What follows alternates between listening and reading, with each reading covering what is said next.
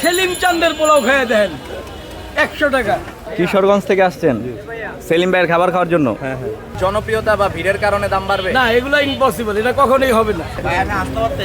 সেলিম ভাই এত ভিড় কেন আজকে? আজকে ফ্রাইডে তো। কি আইটেম আছে আজকে? আজকে আইটেমটা হলো এই যে এটা হলো আপনার বুটের ডাল, গরু গোস আর ভুনা খিচুড়ি 100 টাকা। এই যে গরু, বুটের ডাল, ভুনা খিচুড়ি, দাম হচ্ছে 100 টাকা। 100 টাকা। এক এক দিন এক এক আইটেম। আজকে ভাই যেদিন যেটা আল্লাহ রিজিকে রাখে খাবার পাইবেন, আপনি কোন দিন কোনটা পাইবেন এটা জানি না, যেগুলো খাবার পাইবেন। বুটের ডাল, গরু গোস, ভুনা খিচুড়ি, সাথে আলুও আছে। এই 100 টাকার প্যাকেট। শুক্রবার দিন চলে আসলাম আবারও সেলিম ভাইয়ের দোকানে। এখানে আসার পর দেখতেছি প্রতিনিয়ত যেরকম ভিড় হয় আজকেও সেই রকম ভিড়, কিন্তু 10 একটা বছর আগেকার খাবার, 10 বছর আগেকার খাবার, এটা 30 টাকা। এখন কত? 30। 10 বছর আগে কত 10 ছিল? বছর আগেও 30, এখনো 30। ভুনা খিচুড়ি ভর্তা 30 টাকা। আমি এখানে আগে থেকে খাই, অনেক ভালো।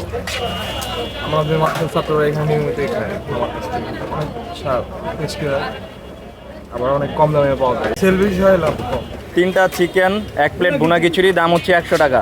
আপনার এই আইটেমটা তো ভালোই চলতেছে, বুটের ডাল। আপনার সেলিম চান্দের পোলাও খেয়ে দেন 100 টাকা। এই যে গরু গোস বুটের ডাল দিয়া, এই যে দেখেন মোহাম্মদ সেলিম চান 100 টাকা। কিশোরগঞ্জ থেকে আসছেন সেলিম ভাইয়ের খাবার খাওয়ার জন্য। সেলিম ভাই কিশোরগঞ্জ থেকে আসছে ওনারা। এটা আল্লাহর রহমত ভাই। বাংলাদেশের বিভিন্ন প্রান্ত থেকে মানুষ আসতেছে আপনার অনেকেই আসে খাবার অনেক খাওয়ার জায়গা জন্য। থেকে। কিশোরগঞ্জ থেকে ভাইয়ারা আসছে সেলিম ভাইয়ের ভিডিও দেখে, ওনার খাবারের ভিডিও দেখে। আসার পরে ওনারা খাবারগুলো ট্রাই করলো। ভাই এত দূর থেকে যে আসছেন, মূলত অনেকগুলো ভিডিও দেখেই তো আসছেন। তো ভিডিওতে তো অনেক বেশি দেখানো হয়, খাবারের দাম কম দেখানো হয়। এখানে কি আসার পর কি মনে হচ্ছে? না না না, কমেই। ওইখানে আমি ভিডিওর সাথে কি মিল আছে? হ্যাঁ, সম্পূর্ণ মিল।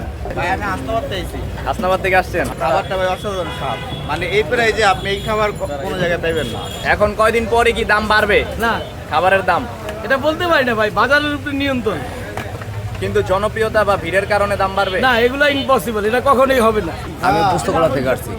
পোস্তকলা থেকে আসছেন? জি জি, আমারও হোটেল আছে, কিন্তু এই জায়গায় মাঝে মাঝে মানে আমিও আসি, খাইতে আসি। কেমন এই জায়গার খাবারটা? খাবার ভালো, আলহামদুলিল্লাহ। ভিডিওর সাথে মিল আছে?